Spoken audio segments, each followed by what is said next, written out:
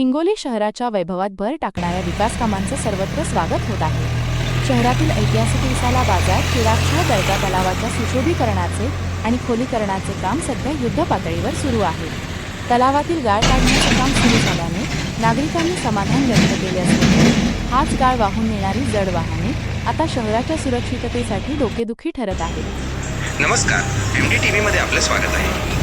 हिंगोलीत सुरू असलेले तलाव खोलीकरणाचे काम नागरिकांसाठी दिलासादायक असले तरी त्यातून निर्माण झालेली वाहतूक समस्या आता चिंतेचा विषय ठरत आहे। रिसाला बाजार, चिरागशाह दर्गा तलावातील गाळ काढण्याचे काम सध्या युद्ध पातळीवर सुरू आहे।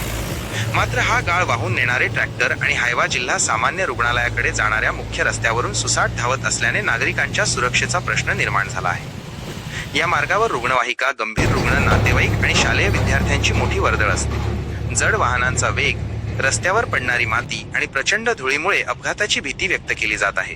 नुकताच एक मोटरसायकलस्वार थोडक्यात बचावल्याचीही माहिती आहे।